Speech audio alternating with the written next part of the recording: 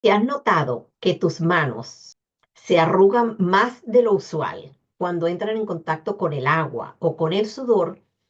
Acompáñame porque te va a interesar conocer qué es lo que sucede en la parte superficial de tu piel que hemos averiguado hasta ahora y cómo vivir con esta condición que muchas veces puede afectar la calidad de vida de quien lo padece. En De Piel a Piel con Miriam Raquel, hoy vamos a estar conversando sobre una entidad que no es tan frecuente. Sin embargo, la semana pasada acudió a la consulta una paciente que ya había visto en otras ocasiones, quejándose de que cada vez que sumerge sus manitos en agua o cuando suda demasiado, porque también tiene hiperhidrosis, sus manos comienzan a presentar unas placas, un conglomerado de lesiones, de papulitas blanquecinas, blanco-amarillentas, algunas pareciera que tuvieran una umbilicación central, es decir, un puntito deprimido en el centro, y luego esas plaquitas, esas pepitas, esos bultitos van confluyendo hasta formar una verdadera placa. Y una vez que han pasado unos minutos después que ella las seca, las lesiones comienzan a desaparecer. No te puedes mojar las manos, se te arrugan las manos de una forma inusual. Si esto te está sucediendo o conoces a alguien, quédate y acompáñame hasta el final porque vamos a estar hablando de la queratodermia acuagénica.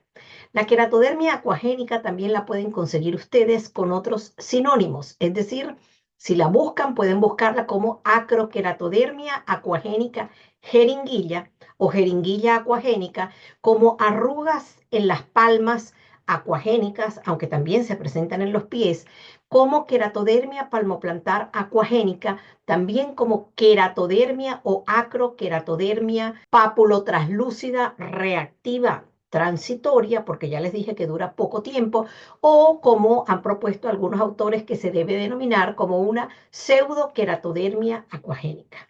Es una enfermedad rara que fue descrita hace algún tiempo, sin embargo, en épocas recientes, desde 1974, reciente entre comillas, Elliot publicaba la primera observación que había realizado, pero en pacientes con fibrosis quística, que eso se lo voy a comentar más adelante. Y ya en 1996, English y McCullough describieron la entidad propiamente dicha. Sin embargo, esta sigue siendo una enfermedad rara, es una enfermedad adquirida, no se conoce exactamente, el ORFA por lo menos no lo describe como la incidencia o la prevalencia de la entidad, probablemente porque como se resuelve tan rápido y en los pacientes en muy pocos da realmente una sensación como que les inste a acudir a la urgencia o con nosotros, pues la casuística no la tenemos con certeza cuántos pacientes están afectados a nivel mundial. Si usted busca en ORFA 498359, usted se va a encontrar con esta entidad. Les decía que los pacientes se quejan de que de una forma abrupta, o sea, adquirida y transitoria, van a presentar estas pequeñas papulitas, como les presento aquí en la imagen.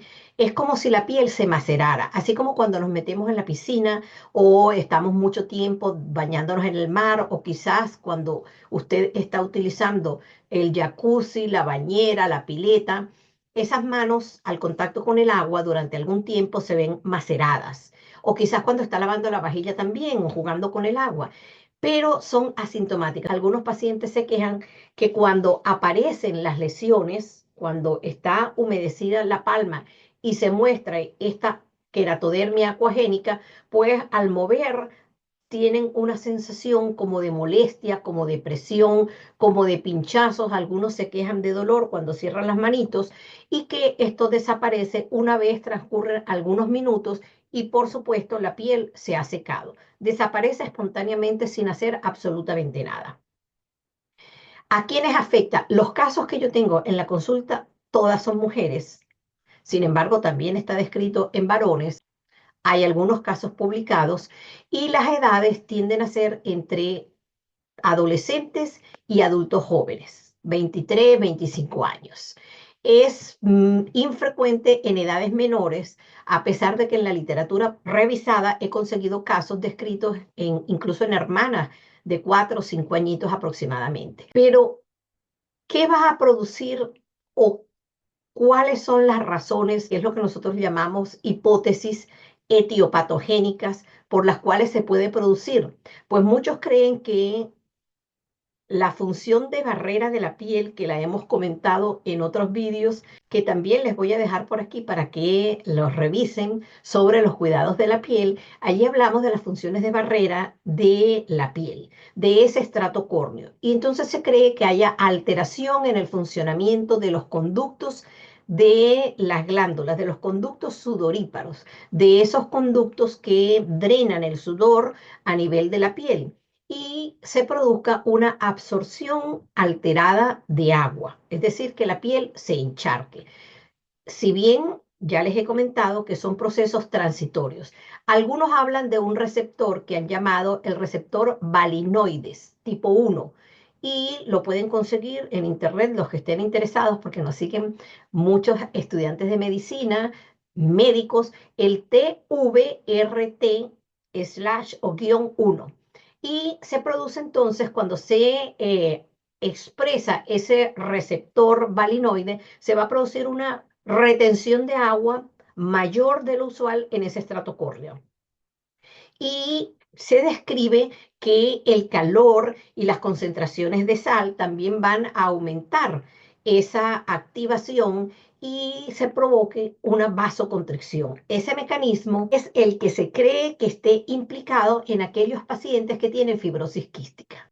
Otros han postulado también la hipótesis de que haya un aumento en la absorción del agua debido a una retención de las sales, del sodio, por parte de esas células que están en la parte superior de la epidermis, que nosotros denominamos queratinocitos. También algunos lo han asociado con mecanismos que se ven cuando los pacientes utilizan algunos fármacos, como los inhibidores de la ciclooxigenasa 2, como la aspirina, como la tobramicina y algunos otros medicamentos.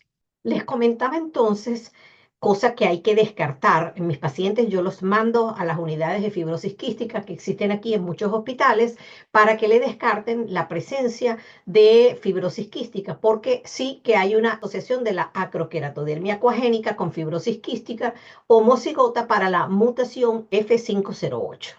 Y entonces en estos pacientes necesitamos saber o conocer si realmente son o no portadores sintomáticos o asintomáticos hasta el momento, o que nosotros no nos hayamos podido dar cuenta o hayamos podido detectar, y deberían ser sometidos a pruebas diagnósticas cuando sospechamos la asociación con esta entidad. También se ha asociado con otras entidades y, aunque les parezca raro, con el melanoma, con los procesos de atopia, me refiero a asma, a rinitis alérgica, algunos pacientes que tienen urticaria, algunos pacientes que de repente se les ponen aquellas manos rojas, y con otras entidades como la acroqueratoelastoidosis, que son entidades distintas. Hay algunos casos descritos y sobre todo eso se vio cuando tuvimos la pandemia por el COVID, que estábamos encerrados, que se indicaba a los pacientes, mire, usted tiene que lavarse las manos a cada rato, y mucha gente utilizaba, quizás en demasía, en los productos, sobre todo los geles hidroalcohólicos y muchas sustancias que contenían el lauril sulfato sódico como excipiente en la realización o en la composición de estos productos comerciales, y se cree que al aumentar la retención de sodio, como les dije anteriormente, pues esto pudiera desencadenar, porque se describieron varios casos durante la pandemia, pudiera desencadenar la retención y el encharcamiento de agua en el estrato córneo, produciéndose o evidenciándose la queratodermia acuagénica. Entonces, ¿qué es lo que vamos a observar? Que tras la ducha, tras el contacto, tras el sudor, tras la humedad, después de estar bañándose, el contacto que usted haya tenido de sus manitos o sus pies con el agua, pues entonces las pápulas, ese engrosamiento son blanditas, no son, aunque el nombre parezca rudo y grueso, son blandas, confluyen, Y en algunos pacientes que se pudiera confundir con otra entidad que tiene nombre muy similar y la expresión es más o menos parecida, pudieran también afectarse los laterales, pero ya allí habría que hacer diagnóstico diferencial cuando se afectan los aspectos laterales de los deditos y si permanece en el tiempo con otras entidades. No hay relación con traumatismo, a lo mejor con traumas por presión, con roces, con aplicación de sustancias. Generalmente cuando llegan al consultorio, o incluso yo les digo para que lo hagan en la casa, porque algunos vienen con muchas dudas, puesto que no necesariamente tiene que aparecer de pequeñito. Los pacientes pueden tener 18, 15, 20 años y aparecer por primera vez, aunque antes nunca lo hayan presentado. Es decir, que estamos en estudio y averiguación de qué es lo que está pasando. Recuérdense que esto es ciencia, es cambiante. Un día conocemos unos detalles, otro día la investigación nos resulta en otros detalles, se cambian los nombres, se cambian los procedimientos, decimos que los agentes etiológicos, es decir, las causas han variado y eso es ciencia, así es la medicina. Entonces les decía que el paciente nos consulta. Algunos vienen, mire doctora, ¿qué me está pasando? Me acaba de ocurrir esto. Y entonces nosotros le pedimos que hagan la prueba o la hacemos en el mismo consultorio, sumergimos las manitos en agua y esperamos que se suceda el proceso. Es lo que se denomina hand in the bucket, es decir, las manos dentro del tobo, dentro del agua, y las ponemos allí a que los sumerjan y vamos viendo cómo va apareciendo. Esta es una prueba, pues muy fácil que la podéis hacer en casa y comprobar de esta forma que los síntomas aparecen y después más o menos de media hora o una hora de haber secado las manitos, desaparecen completamente sin que el paciente sienta absolutamente nada, ni tampoco queden huellas de lo que ha sucedido. Algunos pacientes solicitan hacer una biopsia, cosa que en los casos que he podido observar en ninguno se ha realizado porque realmente los síntomas son tan poquitos y tan pasajeros que los pacientes no lo solicitan. Sin embargo, la biopsia está descrita en aquellos casos en que el paciente así lo amerita o en los casos en que estamos haciendo ciencia, es decir, que estamos estudiando, estamos valorando los pacientes o en aquellos pacientes que asocian otras entidades como la fibrosis quística. Y les voy a dejar por aquí la descripción de lo que se ve a nivel del estudio histopatológico. Un aumento en el grosor de ese estrato córneo y existe lo más notorio, es un aumento o una dilatación en el grosor de esos conductos ecrinos que drenan el sudor a la parte superior de la piel, es decir, de las glándulas ecrinas. Entonces, ¿qué es lo más importante? Que ustedes siempre reclaman, doctora, ¿y entonces qué voy a hacer? Recuerden que este es un canal de educación en salud para ustedes, para la comunidad, para todo público, y que si usted necesita una medicación, lo correcto es que no se automedique y que acuda al médico, porque no debemos, ni siquiera nosotros mismos, maltratarles dando medicaciones para algo que no tenemos el diagnóstico certero. Entonces, acuda a su médico, pero los consejos, ¿cuáles serían? No hacer nada. Si no provoca dolor ni provoca ningún otro síntoma, pues aparece y desaparece. En el caso de las amas de casa y de las chicas que ayudan o colaboran en casa, les indico colocarse unos guantes. Primero un guante de crema, crema protectora, aislante, luego colocar el guante de algodón y después colocar un guante de plástico para hacer los quehaceres, si tiene que lavar la vajilla, si tiene que lavar alguna ropa, si tiene que tener contacto sus manitos en casa con la humedad o es su trabajo el que así lo amerita. El hecho de que usted cambie la temperatura del agua no va a modificar en lo absoluto, ni que sea el agua de mar, el agua salada, el agua de las piscinas, no modifica la aparición o cómo se sucede esta entidad. Entonces, lo primero, no hacer nada o utilizar estas cremas que llamamos cremas de barrera, como la vaselina o petrolato puro o como la silicona, que también las venden por allí y las rotulan como guantes de crema. Son económicas y las consigues en cualquier farmacia o droguería. Pero también existen tratamientos tópicos que son los más tópicos, me refiero cuando los aplicamos sobre la piel, que son, digamos, los que más se han utilizado y que en aquellos pacientes que padecen de hiperhidrosis, es decir, de una producción exagerada de sudor, se observa que tienen como que mayor eficacia y son las sales de aluminio, que las podemos aplicar directamente humedecidas con gasita o existen ya algunas toallitas que vienen impregnadas con estas sales a concentraciones distintas, pero generalmente se utilizan las que vienen en concentraciones del 20% en una base alcohólica, generalmente, que es el etanol. De paso, por aquí les dejo también para que vean la diferencia de los distintos alcoholes que utilizamos a diario en nuestras casas y también en medicina.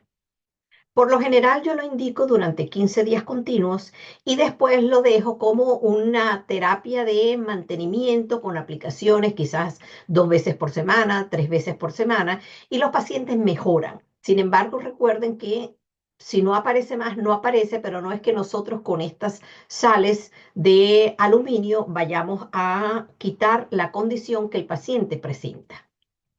En algunas ocasiones también se puede asociar el ácido salicílico a concentraciones bajas. Recuerden que el ácido salicílico puede ser queratolítico o queratoplástico, es decir, destruye el tejido o lo ayuda a remodelar dependiendo de la concentración que utilicemos.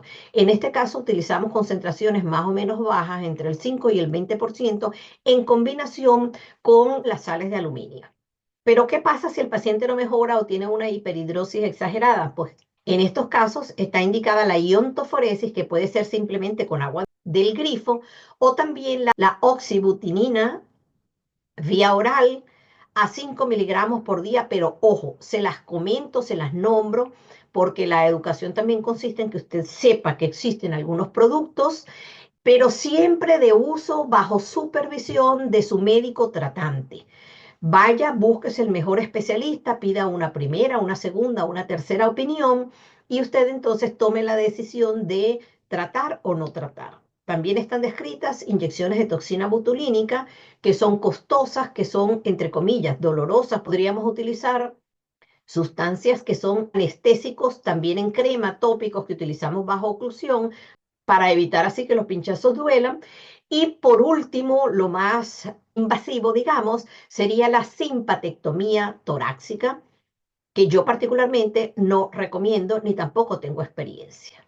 Los diagnósticos diferenciales, recuerden que también tienen un vídeo que titulamos Disidrosis o eczema disidrótico. Está excelente, les recomiendo que lo vean, que son aquella cantidad de vesículas, microvesículas que también tienden a confluir, incluso a formar verdaderas ampollas en palmas y plantas, que son crónicas, recurrentes, desesperantes, angustiantes, que ustedes dejan sus preguntas y comentarios y siempre les contesto de forma de colaborarles y ayudarlas, porque de verdad que desespera en algunos momentos, que es multifactorial, que hay que hacer diagnóstico diferencial también de la disidrosis o el eczema disidrótico con otras entidades. Y también está la urticaria acuagénica, que se caracteriza igual como la anterior por esa picazón, por ese prurito y lesiones que en el caso de la urticaria acuagénica aparecen tras el contacto también con el agua, pero también se pueden observar en el resto de la economía. Me refiero a los brazos, a la cabeza y desaparecen al poco tiempo, después de que usted ha tenido una inmersión en el agua. Y la queratodermia, que se las nombraba acuagénica, que es persistente, que es una de las que más se asocia con la fibrosis quística, hasta en un 40-50%, pues en estos casos, si persiste, con más razón, usted debe acudir a estas unidades especializadas en fibrosis quística, que las hay en muchos sitios, incluso en la Universidad de Carabobo. Hace muchos años el doctor Manuel Francisco Rolo Ascensión, quien es genetista, tenía una unidad de genética en la Universidad de Carabobo, donde él era su director, y allí también investigaban la fibrosis quística y se hacían procedimientos como la iontoforesis. Como le decía, esta es una entidad clasificada como rara y quizás es más frecuente de lo que creemos. Lo que pasa es que los pacientes no consultan. En resumidas cuentas, si usted ha observado que aparecen esas lesiones, sobre todo en sus palmas, consulte. ¿A quién consultar? Pues a su médico de cabecera, a su médico pediatra, a su médico dermatólogo y permita que nosotros le podamos asesorar. Observe también si hay algunos familiares dentro de su grupo que presenten, pero suele ser aislada, suele ser de aparición que nosotros llamamos esporádica. Y en algunas ocasiones los pacientes dicen, doctora, es que me apareció hace como 2 o 3 años, desapareció y ahora estoy volviendo a presentar los signos y síntomas cuando me humedezco las manitos. Lo más importante es que no deja secuelas, el pronóstico es excelente, pero que esa alternancia entre periodos de exacerbación o de aparición y de remisión puede ser perturbador para el paciente. Gracias por sus likes, gracias por la confianza, gracias por preguntar y también por reenviar nuestros vídeos. Un abrazo y que Dios les bendiga. Adiós.